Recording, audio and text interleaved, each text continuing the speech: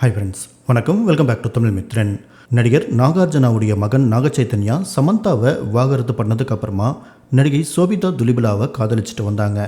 இவங்களோட காதலுக்கு குடும்பத்தினர் சம்மதம் தெரிவித்ததை அடுத்து 2 பேருக்கும் திருமண நிச்சயதார்த்தம் நேற்று நடந்திருக்கு.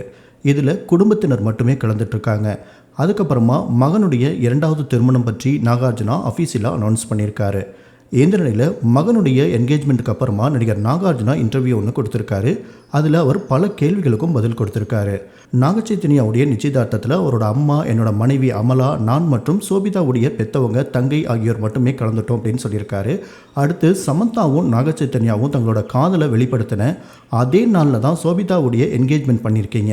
சமந்தாவுக்கு உணர்த்த இப்படி பண்ணியிருக்கீங்க அப்படின்னு சோசியல் மீடியாவில் டாக்ஸ் போயிட்டுருக்கே அப்படின்னு கேள்வி கேட்டப்ப, நட்சத்திரப்படி நல்ல நாளாக இருந்ததால தான் ஆகஸ்ட் 8ஆம் தேதி நிச்சயதார்த்தத்தை வச்சோம். மற்றபடி அதில் எந்த விதமான உள்நோக்கமும் கிடையாது. என் மகனோட முகத்தில் மீண்டும் சந்தோஷத்தை பார்க்குறதுல நானும் மகிழ்ச்சியாக இருக்கேன்.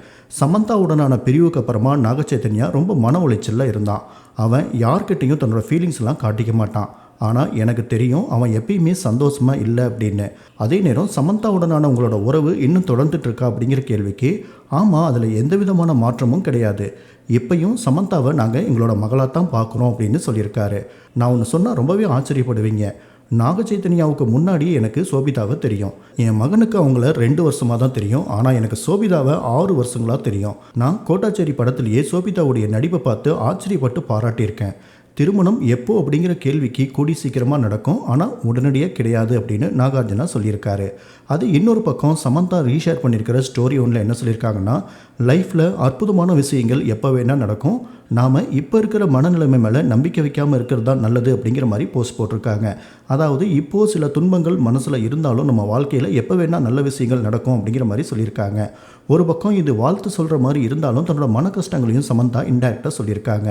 நாகச்சைத்தன்யா சோபிதாவுடைய என்கேஜ்மெண்ட் முடிஞ்சு ஒரு பக்கம் நல்ல துவக்கமாக பார்க்கப்பட்டாலும் மீண்டும் சமந்தா கருக்கலைப்பு பண்ணதால தான் விவாகரத்து, கவர்ச்சியாக நடித்ததால தான் விவாகரத்து அப்படின்னு மறுபடியும் பழைய விஷயங்களை எடுத்துகிட்டு வந்து ஒரு பக்கம் சமந்தாவோட ஆதரவாளர்களும் அக்கினேனி குடும்பத்துடைய ஆதரவாளர்களும் ஆர்குமெண்ட் பண்ணிட்டு இருக்காங்க.